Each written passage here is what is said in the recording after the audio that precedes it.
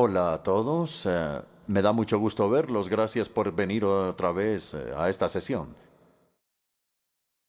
En la primera conferencia traté de defender la autoridad de la Escritura, ya que Cristo autorizó el Antiguo Testamento y dispuso el Nuevo Testamento. En la segunda conferencia describí la naturaleza de la Biblia y dije que tenía una doble autoría. Es la palabra de Dios a través de la palabra de los humanos. En la tercera conferencia, que es la de hoy, voy a hablar de la interpretación de la Escritura. Hay muchas personas que dicen, y de hecho me lo han dicho de vez en cuando a mí, que uno puede enseñar o hacer que la Biblia enseñe lo que uno desee. Cuando ellos dicen eso delante de mí, para sorpresa de ellos, yo estoy de acuerdo con ellos. Yo digo, es verdad, tienen razón, se puede hacer que la Biblia enseñe lo que uno quiera, siempre y cuando uno no tenga escrúpulos para nada. Pero si se es escrupuloso en la utilización de los principios de la interpretación bíblica, se darán cuenta de que uno no controla la Escritura, sino ella a uno. Entonces, en esta noche les traigo tres principios básicos que son tan sencillos como magníficos de captar. No son arbitrarios. Surgen, lógicamente, del tipo de libro que es la Biblia y del tipo de Dios que la Biblia describe o declara ella que es. Entonces, los tres principios dependen de la afirmación cristiana básica de que Dios ha hablado. Los ídolos, como están muertos, no hablan, pero el Dios vivo y verdadero ha hablado. Aquí están los tres principios, ustedes los tienen ahí en su resumen. 1. Dios habló para ser entendido. Esto es lo que yo llamo el principio de la simplicidad. 2. Dios habló en contextos precisos y particulares. Yo lo llamo el principio de la historia. Y en tercer lugar, Dios habló sin contradecirse a sí mismo. A esto llamo yo el principio de la armonía. Y espero que logremos recordar estos tres principios y utilizarlos en nuestro estudio bíblico y en nuestra lectura bíblica. En primer lugar, Dios habló para ser entendido. Sin lugar a dudas, este es un principio bastante elemental, pero a la vez considero yo que es también muy importante, porque el Dios en el que creemos es luz, y en Él no hay jamás tinieblas. En otras palabras, Él se deleita en revelarse a sí mismo. Él no se esconde en las sombras. Él es luz y en Él jamás hay tinieblas. Entonces podemos decir que la naturaleza de Dios es revelarse a sí mismo, como la naturaleza de la luz es brillar. La luz brilla, Dios habla. Y Él no solo es comunicativo por naturaleza, sino que se comunica a través del lenguaje. Sé que estamos de acuerdo cuando digo que el propósito del lenguaje humano es la comunicación inteligible. Hablamos cuando tenemos algo que decir y queremos comunicarlo. Por supuesto, yo sé que algunas personas son habladoras compulsivas y que siguen hablando mucho después de que han dicho lo que quieren decir, pero yo creo que es la minoría. La mayoría de nosotros hablamos cuando tenemos algo que decir y algo que comunicar. Por eso dice la Biblia, tu palabra es una lámpara a mis pies, es una luz en mi sendero. Esta convicción fundamental de que Dios habló para ser entendido. Y esto es algo indispensable. Cuando usted y yo nos acercamos a la Escritura para leerla y estudiarla, la Biblia no está perdida en la niebla, en miasma o en bruma. La Biblia no es un libro de adivinanzas y acertijos.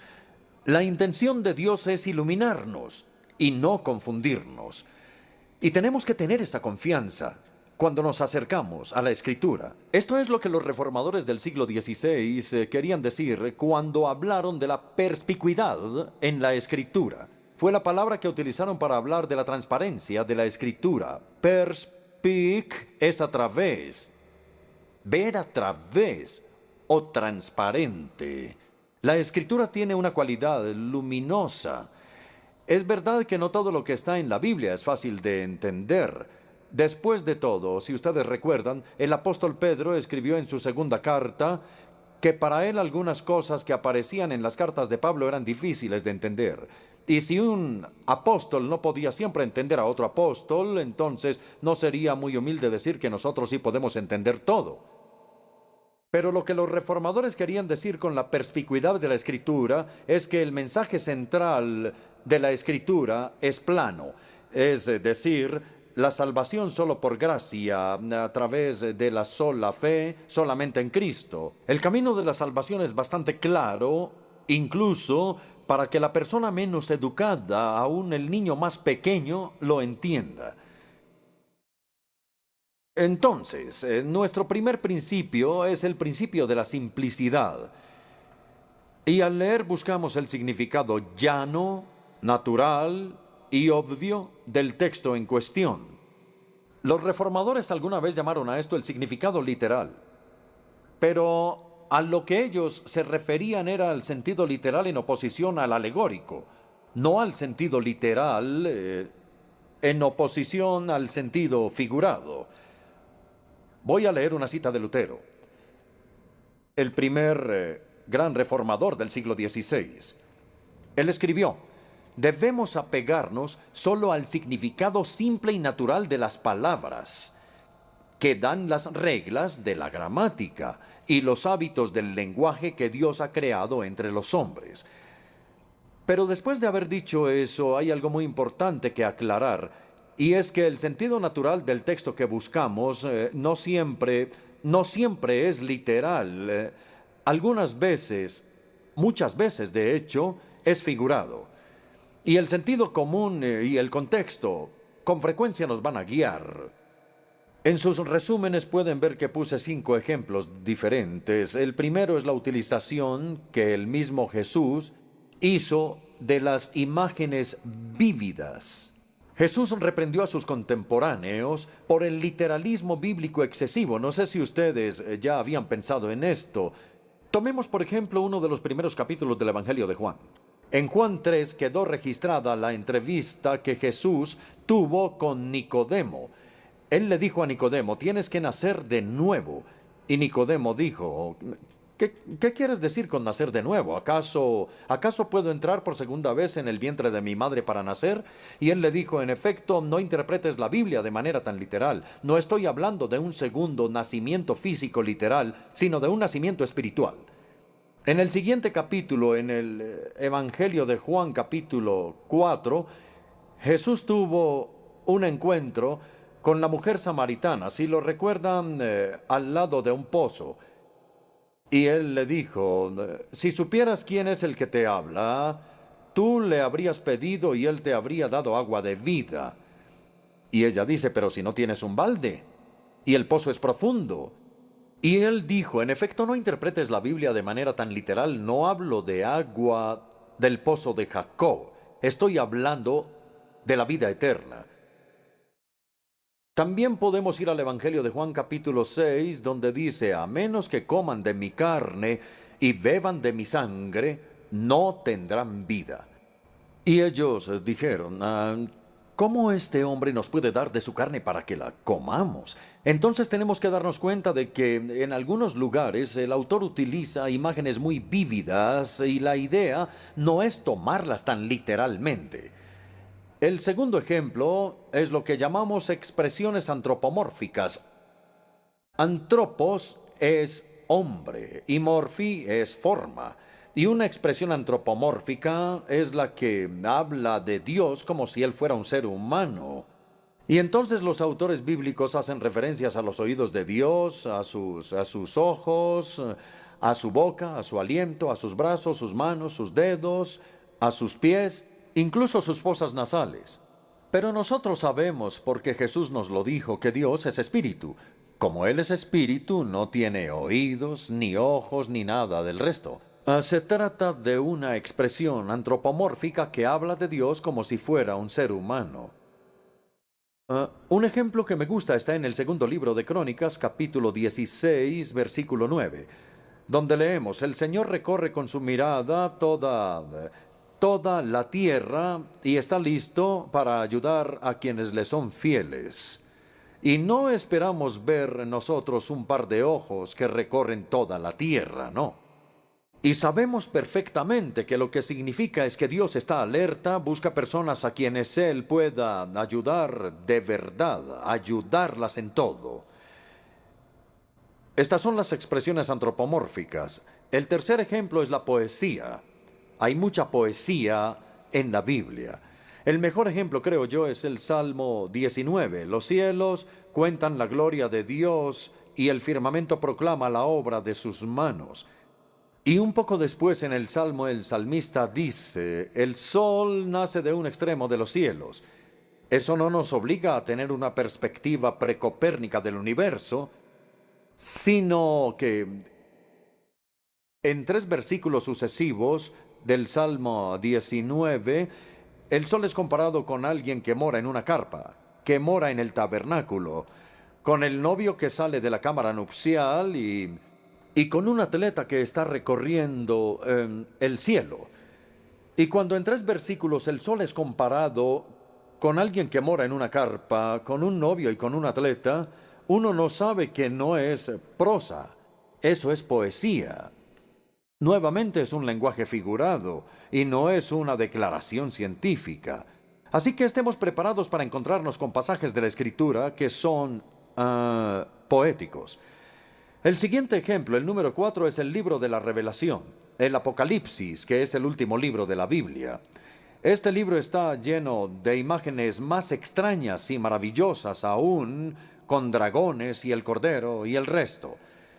Y en el capítulo 7, el Apocalipsis 7, versículos 9 y siguientes, leemos aquí sobre la multitud, que es tan grande que nadie puede contar la multitud de los santos redimidos que estaban con túnicas blancas.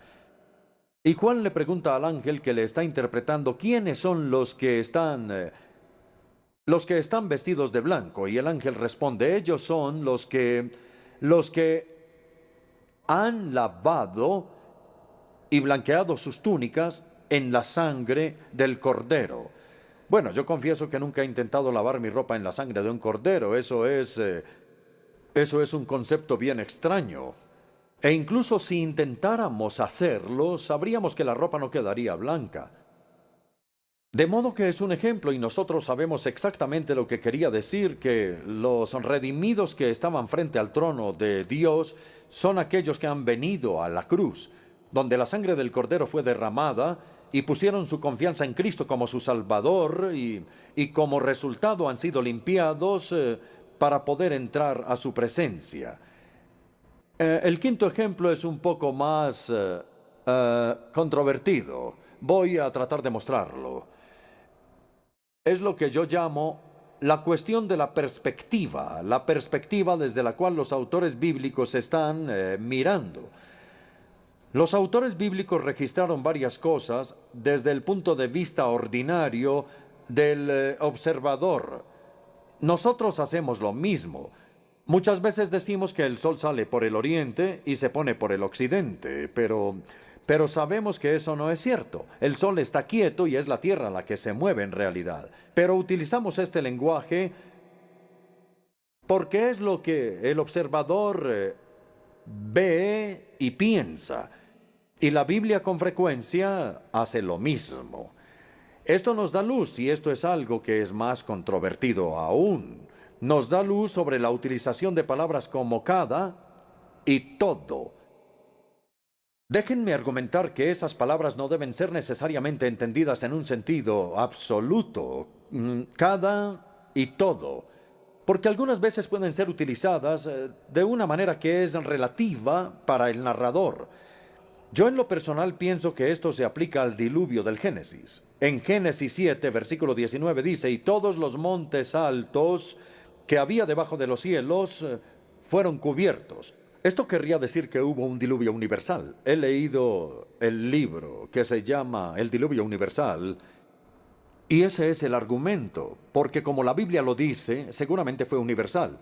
Desde mi punto de vista, son los científicos los que tienen que decir qué tan universal o qué tanto se extendió ese diluvio. Pero si se nos dejara solo con la Biblia, sería perfectamente posible argumentar, como yo lo hago, que el autor bíblico no quiere que esto se interprete como que fue un fenómeno universal. Y ahora, permítanme darles uno o dos ejemplos más. En Lucas 2, versículo 1, dice, se promulgó un edicto para que todo el mundo fuera empadronado o que participara en el censo. Todo el mundo. Nosotros no creemos que eso sea literal y que absolutamente todas las naciones hubieran sido censadas. O más impactante quizá es Hechos 2, versículo 5, que habla del día del Pentecostés y que dice, todas las naciones bajo el cielo estaban representadas allí. Todas las naciones, pero seguramente no está incluida Australia, ni Nueva Zelanda, Latinoamérica, etc. De hecho, Lucas, al escribir en Hechos su descripción del día de Pentecostés, nos dice casi inmediatamente lo que él quiere decir con todas las naciones de la tierra, porque en los versículos 9 al 11 nos da una lista de 15 grupos de la cuenca del Mediterráneo y él dice que todas las naciones del mundo conocido, todas las del mundo grecorromano estaban representadas allí. Entonces, las palabras cada y todo algunas veces son relativas al observador y a quien habla. Creo que es suficiente información para nuestro primer punto, que Dios habló para ser entendido.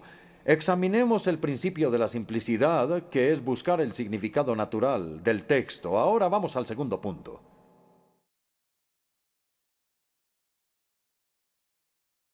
Dios habló en contextos particulares y precisos. Y yo llamo a esto el principio de la historia. De hecho, si lo piensan bien, el principio básico de la revelación que Dios hace de sí mismo se encuentra aquí. Él no les gritó a las personas desde la distancia, no. Él bajó a su nivel. Él entró a la situación del contexto de ellos. Les habló incluso en su mismo idioma. Y esto es verdad no solo en la encarnación del Hijo, también es verdad en la inspiración de la Escritura.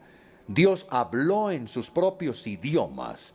Él contemporizó, Él fue a donde estaban las personas a quienes Él quería revelarse.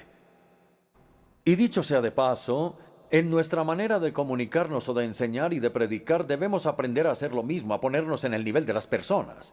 C.H. Spurgeon, el gran predicador bautista, una vez dijo, recuerden, Jesús dijo, alimenten mis corderos, no mis jirafas. No creo que eso tenga que ser explicado, ¿verdad? Si el principio 1 es el principio de la simplicidad, donde buscamos el significado natural del texto, el principio número 2 es el principio de la historia, donde buscamos el significado original del texto. ¿Qué era lo que el autor quería enseñar? ¿Y cómo lo habrían entendido los primeros que escucharon su mensaje? Hay un profesor de la Universidad de Virginia en Estados Unidos que se llama Ed Hirsch. Hirsch, profesor Hirsch. Él escribió un libro muy importante hace algún tiempo que ahora debe de ser emérito y se llama La validez en la interpretación. En ese libro, Hirsch afirma el principio vital que espero ayudarles a recordar. Un texto significa lo que su autor quiso decir. Un texto significa lo que su autor quiso decir. En otras palabras, es el autor del texto el que establece su significado. Y aquí no compartimos la opinión de los teólogos existencialistas como Rudolf Bultmann, de quien habrán oído ustedes hablar. Bultmann decía, no, un texto significa lo que significa para mí. Lo que signifique para usted y para usted y para usted es totalmente distinto. Pero nosotros decimos, un texto no significa lo que significa para mí de manera subjetiva, no, significa lo que su autor quiso decir. Las perspectivas posmodernas en los círculos universitarios dicen que el texto está en la frase que utilizan, que el texto es infinitamente interpretable. Es decir, que tiene tantos significados como lectores hay. Pero nosotros decimos, no, no es así, puede ser infinitamente aplicable, pero no es infinitamente interpretable. Por el contrario, el significado de un texto es establecido por el autor que lo escribió. El texto significa lo que el autor quiso decir. Entonces nuestra responsabilidad es preguntarnos qué quería decir el autor cuando escribió esto. Qué era lo que él quería decir? ¿Cómo quería que entendiéramos lo que escribió, etcétera, etcétera? Ahora bien, es en esta conexión que tenemos que reconocer la importante diferencia entre la eisegesis y la exégesis. Quiero hablar por unos momentos sobre la gran locura de la eisegesis, que es leer en el texto lo que no está ahí. Porque el mayor error que podemos cometer al interpretar la escritura es importar en el texto ideas ajenas de una generación posterior. Leemos nuestros pensamientos del siglo XXI en la mente de los autores bíblicos y afirmamos que ellos patrocinan nuestras opiniones. Eso es algo que no debemos hacer, pero creo que es muy común. Y este es el significado de eisegesis, leer en el texto lo que queremos encontrar en él. Mientras que la exégesis trata de sacar del texto lo que está en él, la eisegesis trata de meter allí lo que no está, sino lo que uno quisiera encontrar allí, pero no está. Un ejemplo es la imagen de Jesús. Un estudioso de Harvard llamado H.J. Cadbury hace algunos años escribió un libro llamado El peligro de modernizar a Jesús. Él reconocía allí que está perfectamente bien el hecho de presentar a Jesús a nuestros contemporáneos en una manera con la que ellos se identifiquen. Queremos presentarles a ellos a un Jesús que está vivo y es real. Y está bien que lo hagamos siempre y cuando no lo hagamos a costa de la autenticidad de Jesús. De modo que no debemos reconstruirlo a Él a nuestra imagen. Permítanme darles algunos ejemplos. Está Jesús el asceta. Al principio de la era cristiana, es comparado con Juan el Bautista, que tenía un abrigo de pelo de camello y casi siempre, creo yo, andaba descalzo y solía comer langosta con miel silvestre. Pero Jesús no era así. A Jesús incluso lo llamaron glotón y bebedor de vino. Entonces Jesús el asceta no es el auténtico Jesús. Ha sido reconstruido a nuestra imagen tal como lo deseamos. O tomemos un ejemplo más moderno, Jesús el revolucionario, Jesús el Che Guevara, pero el Che de hoy. El guerrillero urbano o rural y con ojos destellantes y barba negra.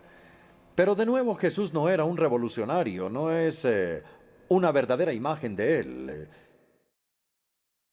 En nuestra propia época está Jesús el payaso, en el musical gospel, y Jesucristo superestrella, que en algún momento pensó que sabía quién era, pero luego, especialmente en el jardín de Getsemaní, ya no estaba seguro de su propia identidad.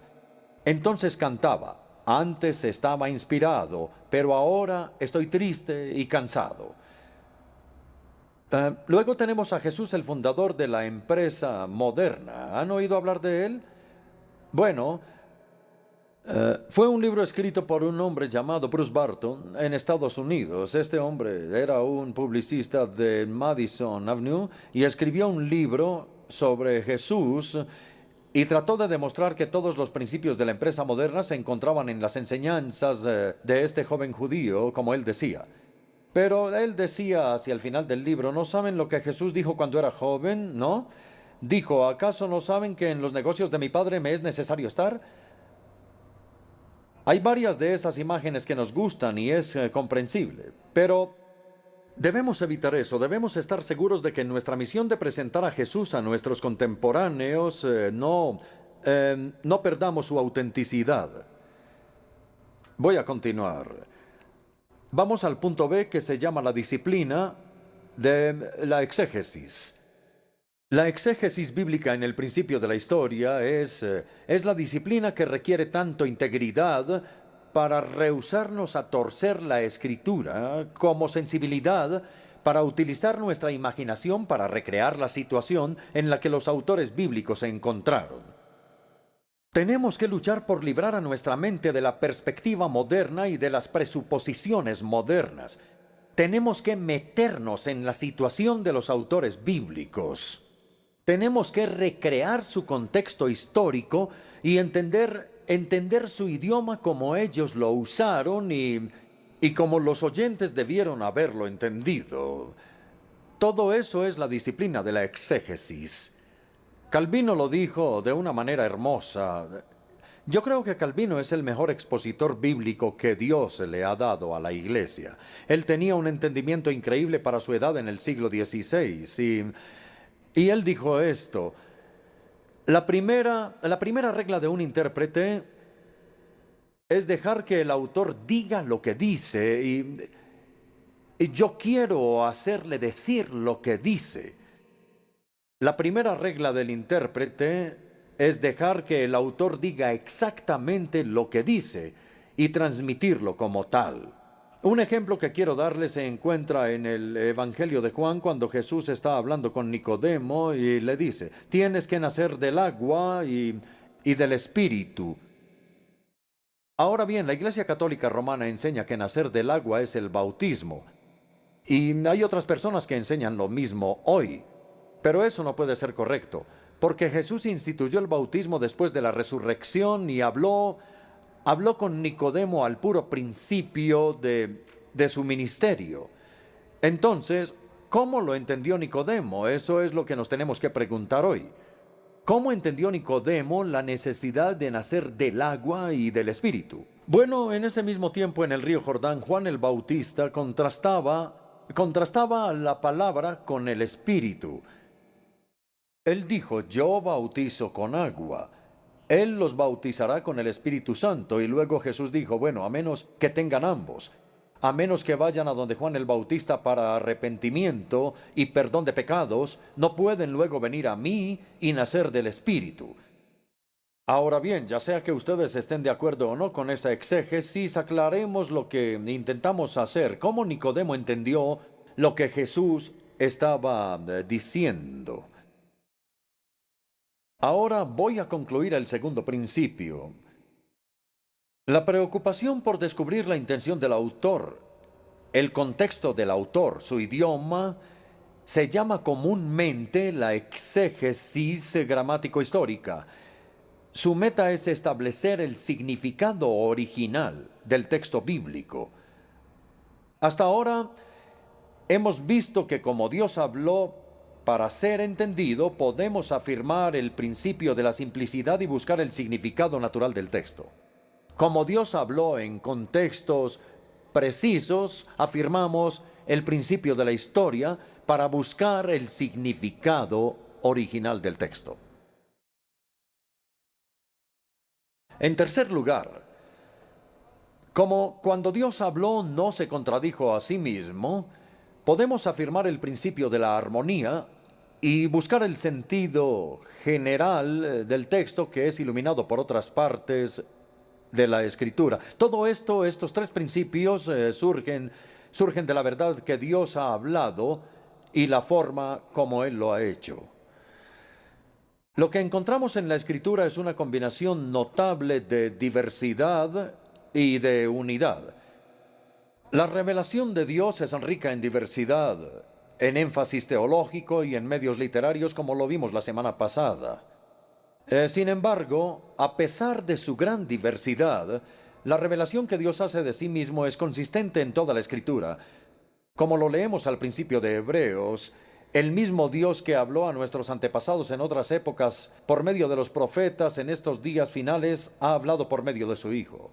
Y el propósito general de su revelación es evidentemente el mismo. En una palabra, es la salvación. El propósito de Dios es llamar a un pueblo para sí mismo, adoptarnos en su familia, transformarnos en la imagen del Hijo y enviarnos de nuevo al mundo como testigos y siervos y llevarnos a nosotros y de hecho a todo el universo a la gloria final. Todo eso es la salvación.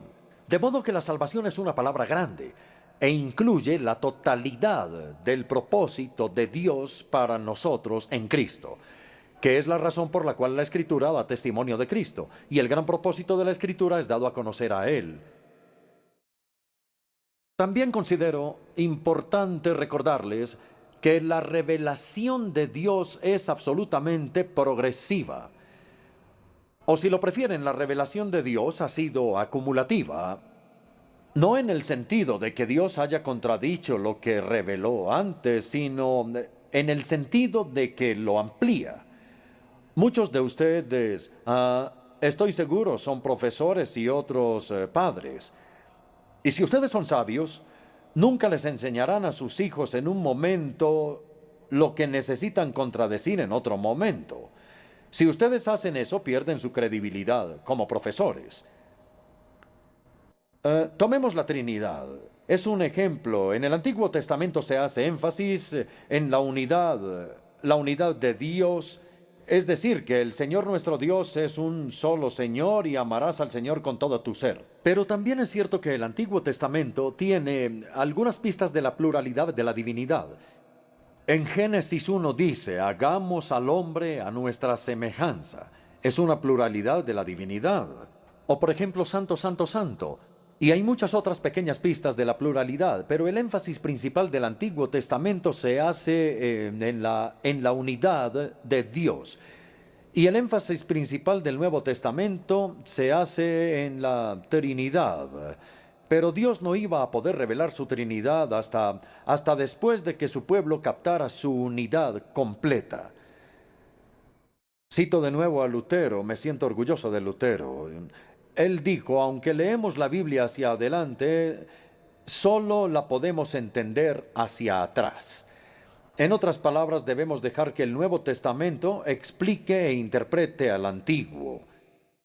Lamento decir que la tendencia moderna de los teólogos de hoy es enfatizar la diversidad y, mientras tanto, negar que hay una unidad en la Biblia.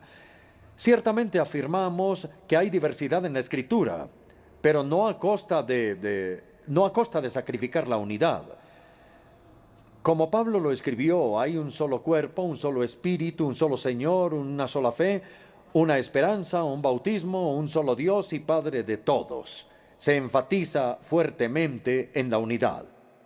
El profesor A.M. Hunter, en un libro llamado La Unidad del Nuevo Testamento, escrito durante la guerra, dice, hay una profunda unidad en el Nuevo Testamento que domina y trasciende todas las diversidades. Este es el principio de la armonía que Dios nos ha dado en la Escritura, una revelación que es bien amplia, coherente y armoniosa. Por consiguiente, tenemos que estudiar toda la Biblia y aprender a interpretar cada texto a la luz de todo. De modo que debemos renunciar completamente a dos prácticas evangélicas muy comunes como son escoger textos aleatorios por un lado y escoger solo un texto por el otro. Escoger textos aleatorios es el método de escoger textos a ciegas. Me imagino que saben la historia del joven que tenía un gran problema y necesitaba la guía de Dios. Entonces abrió la Biblia al azar, luego llegó al pasaje de cuando Judas fue y se colgó. Y como esto no fue muy alentador, volvió a abrir la Biblia y leyó lo siguiente: lo que has de hacer, hazlo rápido.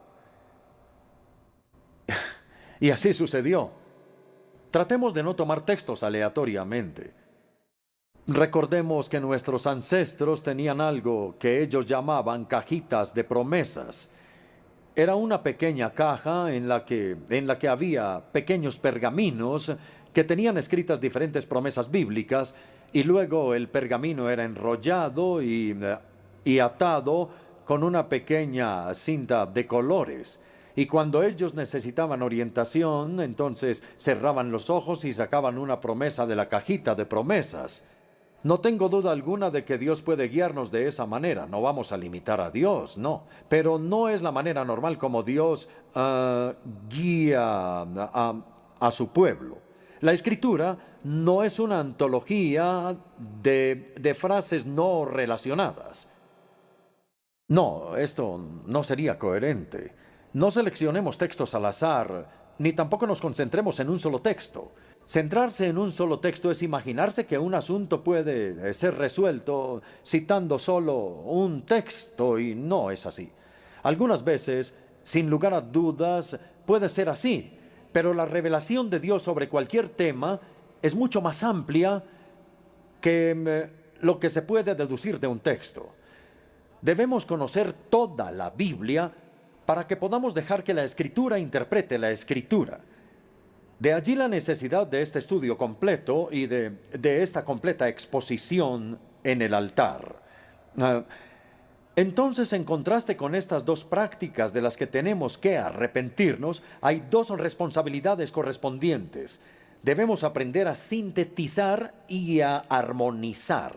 Sintetizar es combinar partes separadas en un solo todo. Un cristianismo muy popularizado surge cuando hay un uso selectivo de textos. Por ejemplo, nunca vamos a desarrollar una perspectiva bíblica equilibrada sobre el ser humano si nos centramos en la perversión del ser humano. Yo creo en la perversión total, si entienden su significado. Pero uno no llega a entender a los seres humanos si solamente se centra en eso. Porque hay otros pasajes de la Biblia que hablan de su dignidad. Tenemos que aprender a equilibrar la dignidad del ser humano hecho a la imagen de Dios y su perversión que está bajo el juicio de Dios, y no dejarla una sin la otra. O nuevamente, nunca vamos a desarrollar una perspectiva bíblica equilibrada del Estado si nos centramos exclusivamente en Romanos 13, donde se dice que el Estado está al servicio de Dios. Tenemos que ir también a Apocalipsis 13, en donde el Estado se convierte en el aliado del demonio. Ustedes pueden ver que necesitamos ambas perspectivas, no la una sin la otra. Tenemos que aprender a sintetizar la enseñanza de la Escritura y luego tenemos que aprender a armonizar, a permitir que la Escritura se explique a sí misma. Con frecuencia se dice que la Biblia está llena de contradicciones, y ciertamente hay pasajes que son difíciles de entender porque parece haber bastantes y variadas discrepancias. Pero es posible manejar esto de una manera que sea compatible con la integridad intelectual. Porque si creemos como lo hacemos, con un fundamento sólido en la inspiración y el origen divino de la Escritura, entonces vamos a ser sabios si no la acusamos prematuramente de estar errada y si no la manipulamos para encontrar una unidad artificial. Nuestra tarea más bien es buscar una natural armonización que respete ambos lados de cualquier debate. Entonces es específicamente útil descubrir el propósito teológico del autor. Y quiero darles como ejemplo la aparente discrepancia entre la enseñanza de Pablo y la enseñanza de Santiago en su carta. Pablo afirma: como lo saben, la justificación es solo por la fe. Santiago afirma que somos justificados por las obras y no por la fe solamente. Y por eso Lutero rechazó a Santiago en el canon y dijo que era una epístola de paja. ¿Cuál es el propósito de Santiago y cuál el de Pablo?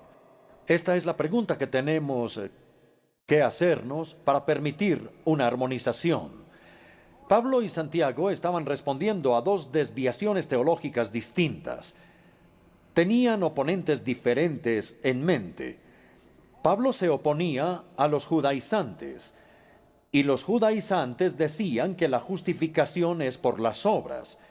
Santiago se oponía a los intelectualizantes, que enseñaban que la justificación era por una ortodoxia aparente.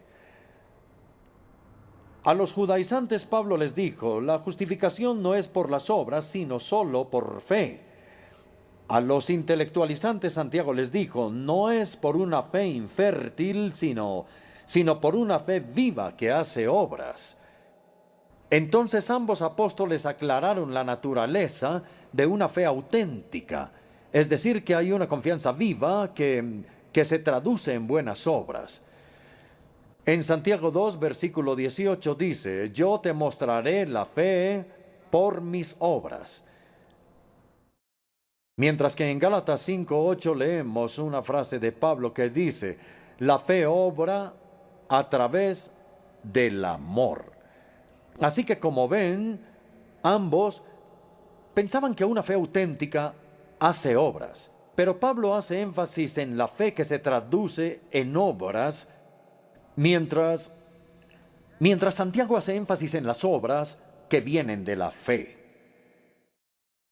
Espero que esto esté lo suficientemente claro porque es muy importante, así que cuando la armonización no es posible y cuando la discrepancia insiste en permanecer, me parece que es más sabio, es más cristiano, confesar nuestra ignorancia que acusar a los autores bíblicos de inexactitudes.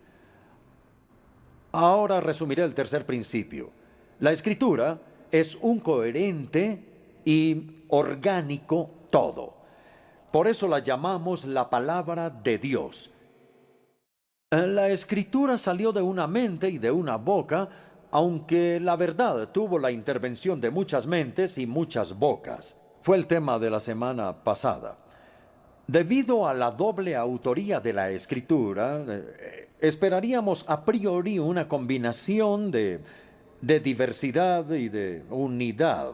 Diversidad debido a los muchos autores humanos y unidad debido al único autor divino. Y eso es exactamente lo que Dios ha dado. Ahora concluyo. La base para que creamos en la autoridad de la Escritura es nuestra convicción de que Dios ha hablado. La base para nuestra interpretación de la Escritura es nuestra convicción de por qué y cómo ha hablado. Como Dios habló primero para ser entendido, podemos afirmar el principio de la simplicidad y buscar el significado plano, obvio, natural y sentido del texto. En segundo lugar, como Dios ha hablado en contextos precisos y particulares, podemos afirmar el principio de la historia. Y buscamos el sentido original como los escritores pretendían que lo entendiéramos. Y en tercer lugar, como Dios dio un mensaje coherente, sin contradecirse a sí mismo, podemos afirmar el principio de la armonía y buscar el sentido general, que es el sentido por otros pasajes de la Escritura. Ahora bien, cuando uno reflexiona en esto, no son principios arbitrarios, no los imponemos de manera artificial en el texto. No, ellos surgen de una manera natural y lógica del tipo de Dios que Él es, que ha hablado, y del tipo de palabra que Él ha hablado. Esa palabra es sencilla, contextualizada y coherente. Que Dios nos ayude en la interpretación de su preciosa palabra.